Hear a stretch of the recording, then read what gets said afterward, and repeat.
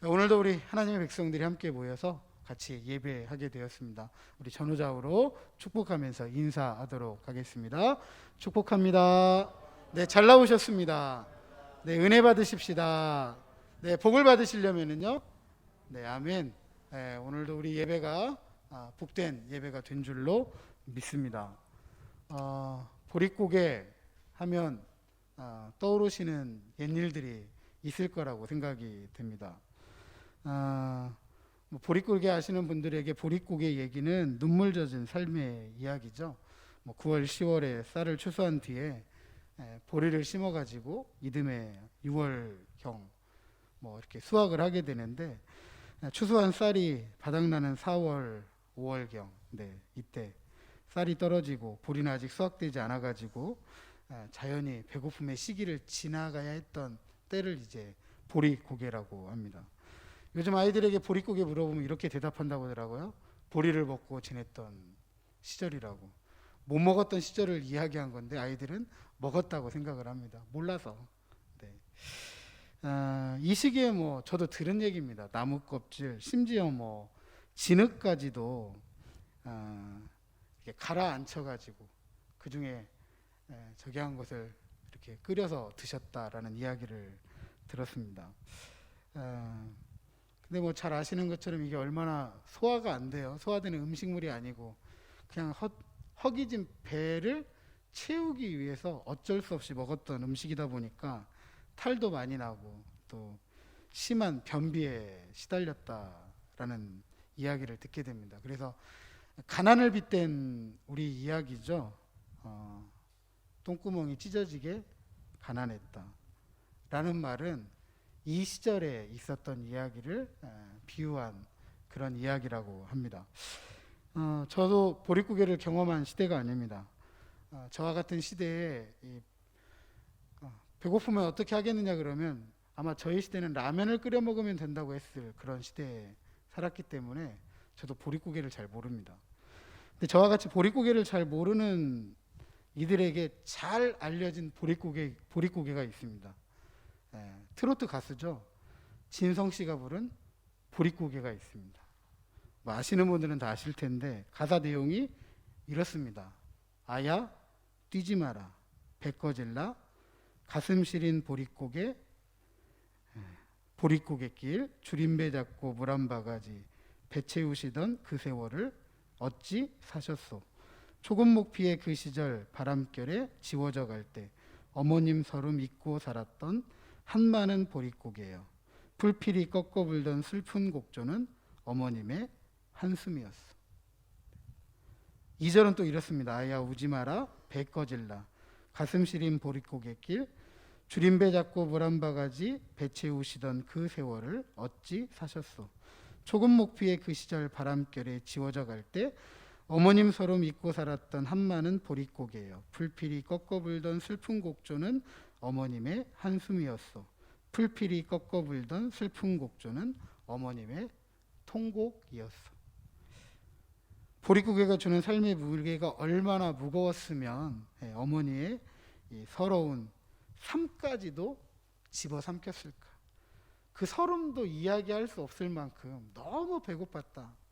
그걸 이제 한숨, 어머니의 통곡이라고 노래하고 있습니다. 그만큼 배고팠던 시절이 보릿고개였다라는 것을 알 수가 있습니다. 다음 주일 맥주감사주일로 우리가 지킵니다. 이처럼 우리나라에서 매 정해진 7월 첫째 주에 맥주감사절을 지키다 보니까 우리들의 생각에 해마다 이때가 되면 돌아오는 한 번씩 돌아오는 절기 정도로 생각하고 쉽게 지나치지 않는가 이런 생각을 해보게 됩니다. 그러나 맥주감사절은 우리가 오늘 읽었던 본문처럼 하나님께서 이스라엘에게 꼭 지켜야 될 3대 절기, 명절이라고 정하셨습니다. 이처럼 하나님께서 이스라엘 백성들이 1년에 꼭 지켜야 할 절기로 정하셨다라고 한다면 왜 하나님께서 이렇게까지 정해서 절기로 지킬 것을 명령하셨는지 우리가 한번 알아보고 또 지킬 때 우리의 신앙에 유익이 되고 우리의 신앙에 은혜가 되지 않을까 그렇게 생각해 봅니다. 물론 오늘날 우리 대부분 보리농사 짓지 않습니다. 심지어 농촌에서도 보리농사 그렇게 많이 짓지는 않습니다. 그리고 농촌이라고 하지만 대부분 도시가 되어진 상황에서 굳이 농사 절기에 맞추어져 있는 이런 맥주 감사절 또는 추수 감사절, 이걸 꼭 교회 절기로 지켜야 되느냐에 대해서 의문을 가지고 계신 분들도 계십니다. 그러나 성경은 맥주절을 지키라라고 말하고 있고, 앞서 말씀드렸던 것처럼 오늘 우리가 읽었던 본문에 보면 맥주절을 이렇게 표현합니다. 77절이다. 그리고 맥주의 초실절로 지키라라고 하고 있습니다. 자, 하나님이 이스라엘에게 3대 절기 꼭 지키도록 명령하셨습니다. 그래서 이스라엘은 3대 절기에 하나님 앞에서 얼굴을 보이기 위해 예루살렘을 순례했습니다. 어느 곳에 있든지 이 절기가 되면 반드시 예루살렘 순례에 참여를 해야 됩니다. 이 3대 절기는 유월절, 맥추절, 수장절입니다. 유월절은 잘 아시는 것처럼 하나님께서 이스라엘 백성들을 애굽에서 나오게 하셔서 자유케 하신 것을 기념한 절기입니다. 이 시기는 오늘날 우리식으로 말하면 봄에 해당되고요. 유대인들의 달력으로 따지면 정월 15일입니다. 이때로부터 한 주간을 또 무교절로 지킵니다. 누럭이 섞이지 않은 빵 그리고 쓴나물을 먹으면서 애굽에서 나올 때에 급하게 나오면서 제대로 갖추어진 음식이 아니라 급하게 해먹었던 음식들을 기억하면서 한 주간을 보내게 됩니다. 그 다음 이제 우리가 지금 살펴보고 있는 맥추절 또는 맥추의 초실절 또는 이제 77절 이렇게 지킵니다. 6월절 다음 날로부터 7주를 계산해서 안식일이 되는 날, 그러니까 6월절 다음 날부터 49일이 되기 때문에 77절 또는 오순절이라고 하고, 보리의 첫 이삭을 수확해서 지키는 절기라고 해서 초실절, 특별히 맥추의 초실절이라고 하였습니다. 그리고 마지막으로 추수한 곡식을 모두 거두어서 곡간에 쌓아두는 수장절을 지킵니다. 성경에는 이 절기를 장막절이라고도 합니다. 왜 장막절이라고 하냐면 이스라엘 백성들이 출애굽해서 광야에 나와서 장막에서 거했던 것을 기념하면서 지키는 절기다라고 해서 수장절 또는 장막절로 지킵니다.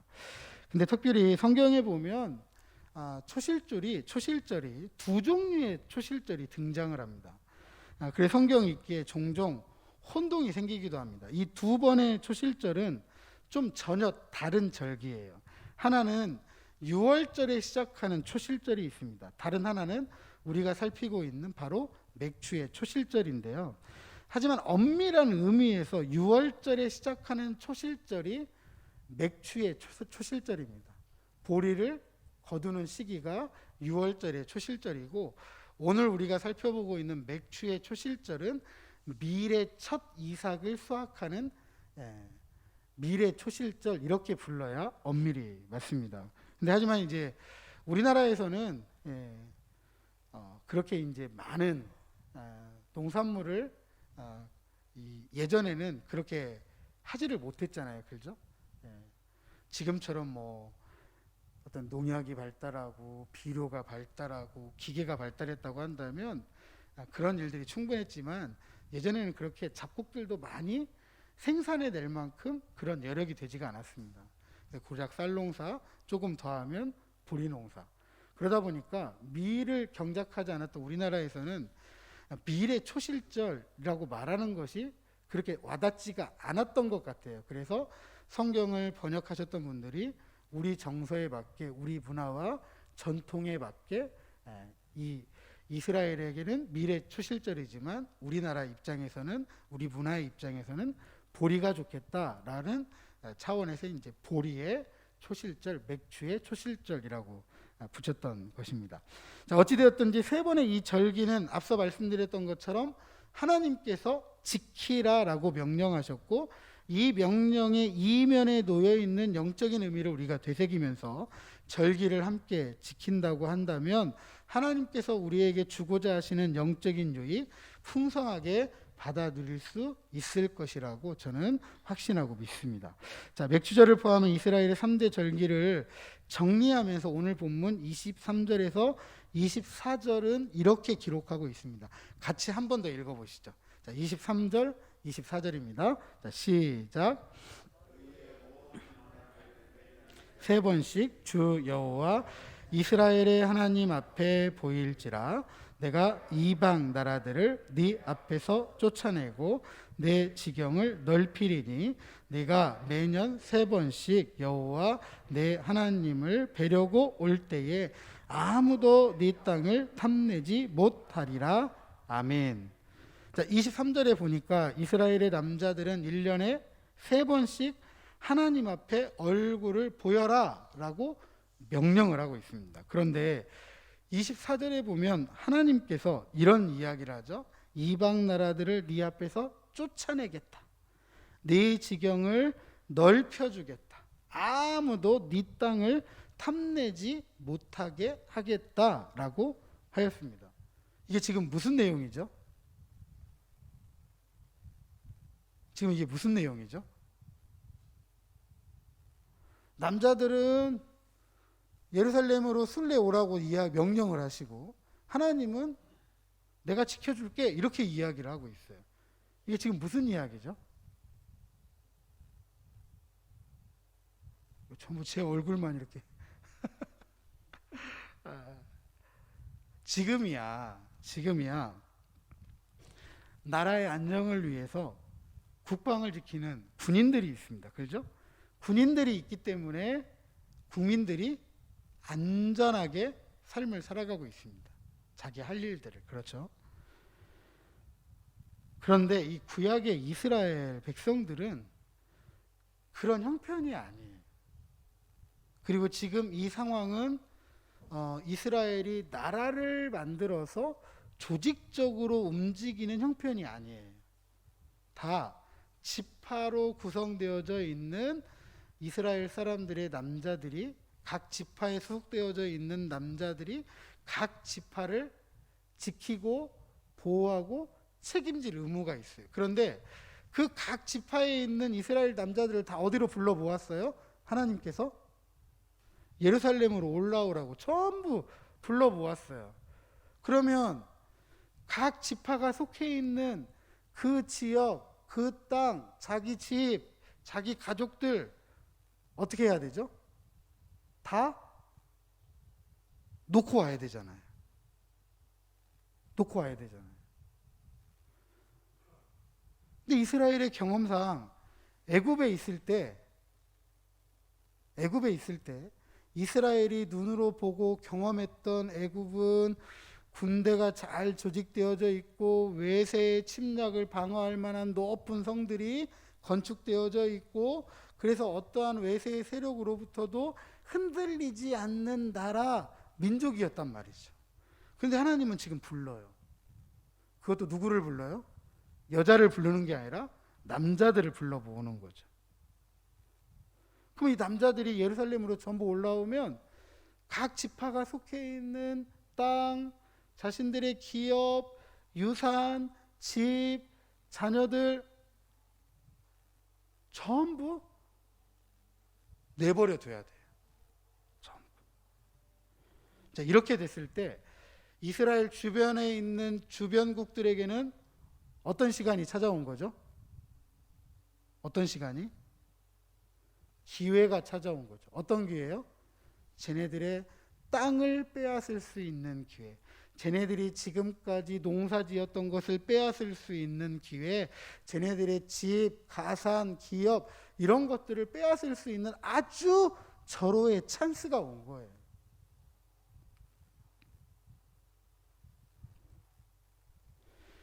그런데 하나님은 지금 뭐라고 이야기하냐면 이방인들에게 그런 절호의 찬스가 왔을 때일지라도 하나님께서 내가 너를 뭐 할게요? 지켜줄게. 보호해줄게. 네 땅 못 뺏도록 내가 막아줄게. 오히려 내가 더 넓혀줄게 라고 하나님께서 말씀해주고 있는 것입니다. 하나님께서 이렇게까지 모든 것을 지켜줄 테니까 너희들은 유월절에도 올라오고 맥추절에도 올라오고 수장절에도 올라오라고 명령을 하는 것입니다. 자, 그렇다면 이스라엘 입장에서는 어떻게 해야 될까요? 하나님의 명령을 따라야 될까요? 아니면 내가 내 자리를 지키면서 그것을 지켜야 될까요? 물론 이것이 하나님의 명령이기 때문에 이방의 침략이 걱정된다라고 할지라도 예루살렘을 찾아와야죠. 예루살렘 순례를 해야만 합니다. 그리고 그렇게 하나님의 명령을 따라서 예루살렘으로 떠난다라는 이야기는, 예루살렘의 순례를 시작한다라고 하는 것은 어떤 의미이냐? 하나님께서 지금 주신 약속, 하나님께서 이방 나라들을 이스라엘 앞에서 쫓아내실 뿐만 아니라 지경을 넓혀주신다, 땅을 확장시키겠다, 그리고 이방이 이스라엘의 땅을 탐내지 못하도록 막아주시겠다라고 하는 하나님의 약속에 대한 분명한 확실한 믿음이 있어야 한다라는 것을 의미합니다. 결국 이스라엘 백성들이 절기를 지키는 행위는 하나님의 약속에 대한 믿음의 행위인 것입니다. 비록 내가 내 삶의 자리를 떠나지만 이 삶의 자리를 하나님께서 도우시고 하나님께서 채워주시는 은혜에 대한 믿음을 가지고 올라가는 행위가 바로 절기를 지키는 행위이다라는 사실입니다.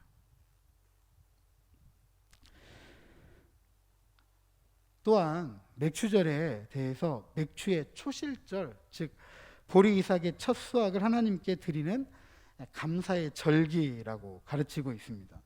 일반적으로 우리가 감사라고 하면은요, 감사의 조건들이 충분히 만족되었을 때에 그것을 우리가 헤아리면서 감사하게 됩니다. 예를 들어서 임신을 소망하고 있다가 임신이 되면 감사하죠. 출산을 앞두고 있다가 산모와 아이가 건강하게 출산을 하면 감사하게 됩니다. 또 유아 세례나 세례를 앞두고 또 유아 세례 세례를 받은 이후에 감사하고요. 진학이나 진급 그리고 진로를 앞두고 감사하기보다는 진학하고 진급하고 진로가 결정된 이후에 감사합니다. 결혼을 앞두고 감사하기보다는 결혼 이후에 감사하고 병원에 입원해서 치료하기 전에 감사하기보다는 병원의 치료가 다 마친 후에 감사합니다. 수학을 하기 전보다는 수학을 하고 감사하고, 그것도 우리가 생각했을 때 그것이 감사하다고 생각되는 것만큼 이루고 성취한 이후에 감사하는 것이 일반적이고 보편적인 우리의 감사의 태도입니다. 물론 이런 감사도 하나님께 대한 감사 분명합니다. 왜냐? 모든 감사의 조건들을 충분히 만족하도록 하나님께서 우리에게 은혜를 베푸셨다라고 하는 것을 믿음으로 고백하는 것이기 때문에 이런 감사도 하나님께 대한 분명한 감사입니다. 하지만 맥추의 초실절, 즉 보리 이삭의 첫 수확을 하나님께 드린다라고 하는 것은 감사의 조건들을 충분히 만족하도록 하나님께서 은혜를 베푸셨다라는 믿음의 고백, 그 이상의 믿음을 요구한다라는 것에서 차이가 있습니다. 왜 차이가 있느냐? 첫 수확은 감사의 조건을 충분히 만족시키기 이전에 하는 감사예요. 우리가 하는 보편적이고 일반적인 감사는 감사의 조건들이 만족되었을 때 하는 감사라고 하는 반면에 첫 이삭을 드린다라는 것은 그런 조건들이 채워지기 이전에 하는 감사라는 거죠. 한번 생각해 보시죠. 첫 수확이 앞으로의 모든 수확을 보장할 수도 있고 보장하지 않을 수도 있습니다. 우리의 눈으로 봤을 때 첫 수확이 좋지 않을 수 있어요. 좋을 때도 있지만 좋지 않을 때도 있어요. 그런데 이 이야기는 무슨 이야기니만 좋지 않을 때에도 감사하라는 거죠. 뿐만 아니라 첫 수확이잖아요. 이후의 수확이 풍요로울 수도 있고 풍요롭지 않을 수도 있어요. 우리의 예상보다. 우리는 이렇게 예상했는데, 나는 이렇게 예상했는데 내가 생각했던 것보다 풍성할 수도 있고 그렇지 못할 수도 있다라는 사실입니다. 그런데 그런 것을 생각하지 않고 하는 감사가 첫 이삭을 드리는 감사이다라는 사실입니다. 그것이 어떤 경우이든 수확이 좋든 좋지 않든 풍성하든 풍성하지 못하든 그것조차도 하나님께서 도우시는 은혜이다. 하나님께서 채우시는 은혜이다라고 분명하고도 확실하게 믿음으로 고백하는 것이 바로 맥주의 초실절에 지키는 감사입니다. 이처럼 첫 수확을 감사한다는 것은 이후의 모든 수확도 다 하나님의 도움과 은혜로 말미암는다라는 것을 미리 감사하는, 믿음이 없이는 할 수 없는 그런 류의 감사입니다. 조건이 없는 감사, 풍성하든 풍성하지 않든 하나님께서 도우시고 은혜로 채워 주셨다라는 오직 믿음으로만 하는 감사가 바로 맥주의 초실절, 77절 맥주절을 지키는 우리의 태도이어야 한다라는 것이죠. 또한 첫 수확을 하나님께 드릴 때 그 수확물을 가장 좋은 것으로 준비합니다. 잠언 3장 9절에 보면 내 재물과 내 수산물의 처음 익은 열매로 여호와를 공경하라라고 하였습니다.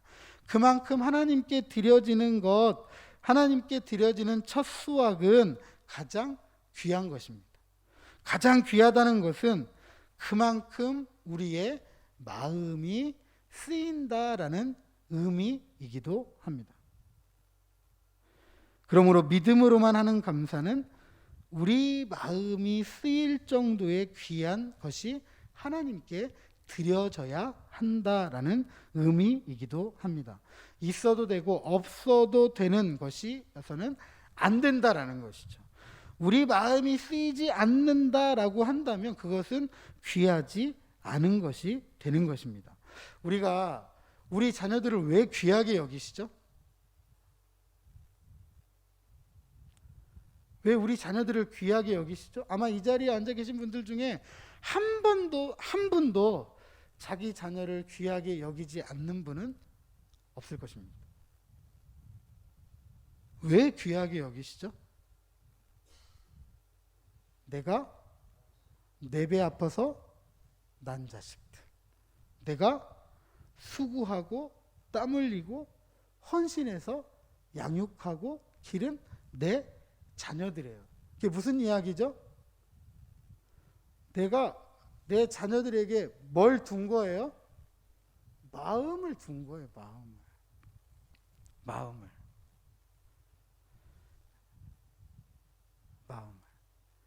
마음을 그만큼 두었기 때문에 그만큼 귀한 거예요. 우리 집사님들, 권사님들 계시잖아요. 살림하시다 보면 살림하는 것들 중에 살림하는 그릇을 한번 예로 들어보죠. 그릇 중에도 막 쓰는 그릇이 있고 소중하게 다루는 그릇이 있죠. 막 쓰는 그릇은 거기에 별로 마음이 있어요, 없어요? 전집사님 왜 이렇게 잘하세요? 살림하시는 것처럼. 그건 그냥 막 쓰는 거예요. 그냥 쓰다가 깨져도 그렇게 크게 신경 쓰이지 않아요. 그런데 내가 특별하게 마음을 두고 그것을 귀하게 여기는 그릇들은 막 쓰는 그릇과 함께 두지도 않고 따로 두고 그 그릇은 특별할 때만 쓰죠. 그죠? 그리고 그 그릇이 흠이라도 생기고 혹여라도 깨지면 내 삶의 일부가 깨진 것처럼 왜 이렇게 아깝고 아픈지.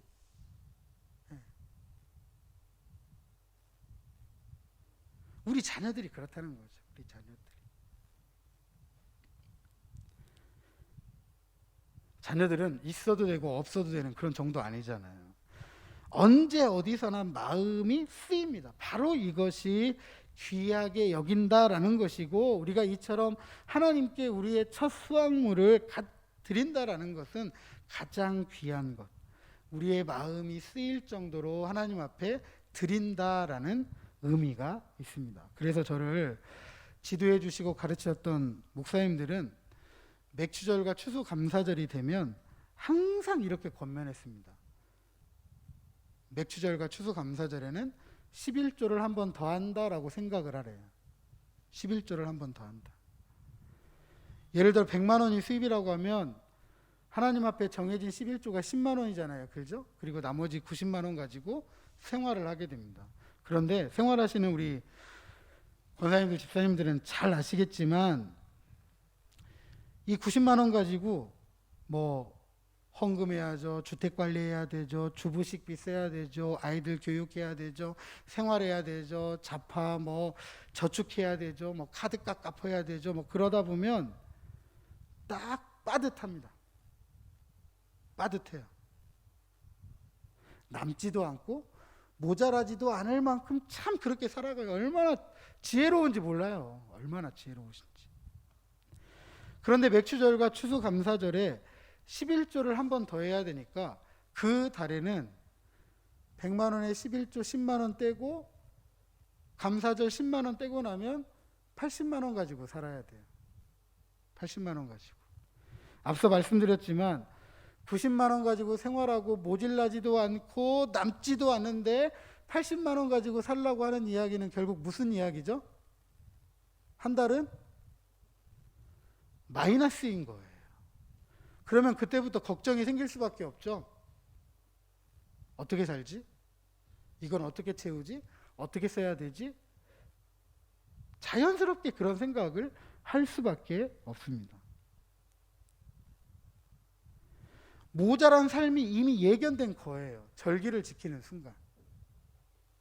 절기를 지키는 순간 앞서 말씀드렸지만 이스라엘 백성들은 자기의 땅, 자기가 가지고 있는 가산, 자기의 삶의 자리, 심지어 가족들까지도 외세 앞에 벌거벗은 채로 내버려 두고 예루살렘에 올라와야 돼요. 이건 예견된 일이에요. 예견된 일. 하나님께는 올라가야 되고 삶의 자리는 벌거벗겨지고, 하나님께는 예물을 드려야 되겠고 내 삶은 모자라고. 이미 예견된 이야기입니다. 하지만 앞서 말씀드렸던 것처럼 가장 귀한 것을 드린다, 이처럼 마음이 쓰일 정도의 귀한 예물을 드린다라는 것은 모자란 삶을 하나님께서 도와주신다. 아멘. 모자란 삶을 하나님께서 은혜로 채워주신다라는 것을 믿지 않고는 할 수가 없는 것이죠. 모자란 삶을 채우실 것이라는 분명하고 확실한 믿음만이 가능하게 하는 것이 바로 감사, 그것이 바로 맥추의 초실절을 지키는 성도들의 믿음이자 마음이어야 합니다.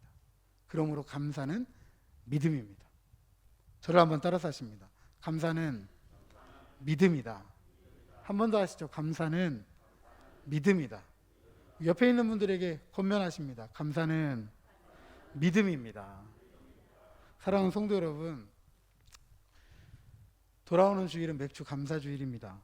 우리가 살아가는 삶의 현실은 솔직히 감사하기 참 어렵습니다. 2년이 다 되어가는 코로나 팬데믹, 우리 일상 혼돈스럽게 하였고 우리의 삶은 아직도 일상으로 돌아가지 못하고 있습니다. 그리고 일상으로 돌아가기를 희망하면서 하루하루를 버티고 살아가고 있는 중이라는 것이 오히려 바른 말일 것입니다. 지치고 힘들고 버겁고 피곤하고 이런 상황에서 다가오는 감사절 달갑지 않을 수 있고 그래서 부담일 수도 있습니다. 뿐만 아니라 올해는 지금 날씨가 예년만큼 좋지가 못하잖아요. 좋지가 못하잖아요.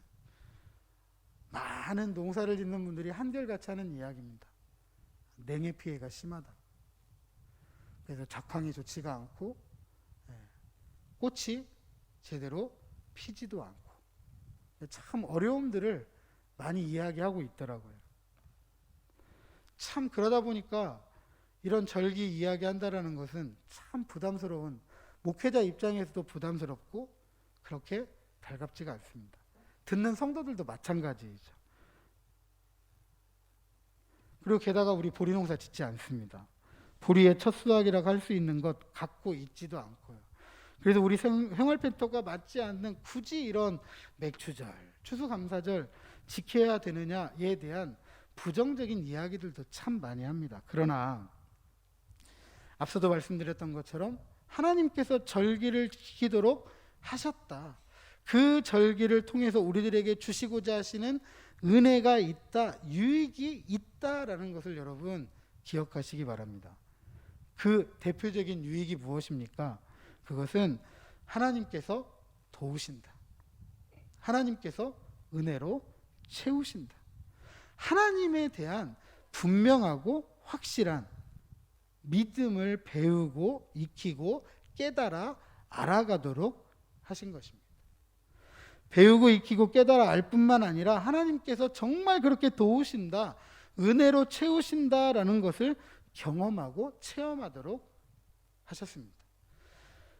이스라엘 백성들은요, 출애굽할 때 모든 것을 두고 나옵니다. 빨리 도망가야 되잖아요. 그렇죠? 노예로 있다가 해방민, 자유민이 되는 순간이에요. 그런데 내가 예전에 살아가고 있던 이 애굽의 좋은 것들에 미련을 두고 있다고 한다면 도망갈 수가 없는 거예요. 그래서 하나님께서 먹는 것도 누룩이 들어가 있지 않은 무교병, 나물도 양념을 잘 묻혀서 맛있게 먹는 음식이 아니라 그냥 막 묻힌 쓴나물 먹고 빨리 도망가라고 한 거예요. 근데 나올 때 뭘 가지고 나오겠어요? 그것도 한두 명이 도망한 것이 아니라 200만 명이 도망갔어요. 장년들만 도망간 것이 아니라 어린 아이들을 포함한, 그리고 연세 드신 어른들을 포함한 200만 명 이상이 도망을 나왔어요. 도망 나온 순간부터요, 모든 것이 위험입니다. 보호할 수 있는 게 하나도 없잖아요. 높은 성도 없어요. 지켜줄 군인도 없어요. 단지 도망가기 위해 몸만 빠져나왔단 말이죠. 그러면 이런 사람들을 보고 있는 주변의 많은 이방인들에게는 밥이죠, 밥. 잘 훈련된 군대만 데려가서 이 광야로 뛰쳐나온 이스라엘 백성들을 데려가면 다 자기 종으로 삼을 수 있는 그런 형편이에요. 그런데도 하나님께서 그런 이방의 세력들로부터 이스라엘 백성들을 지켜주셨어요. 뿐만 아니라 먹을 물이 없을 때 모세를 통해서 반석에서 물을 내어주시잖아요. 배고프다고, 고기가 먹고 싶다, 하늘에서 만나를 내려주시고 메추라기로 배 채우게 하시고. 이스라엘 백성들은 이미 그것을 경험한 사람들이에요. 그래서 하나님께서 올라오라 할 때에 못 올라간다고 하지 않고 다 내려놓고 하나님께서 도우시고 채워주실 것을 믿고 예루살렘으로 올라갔던 것입니다.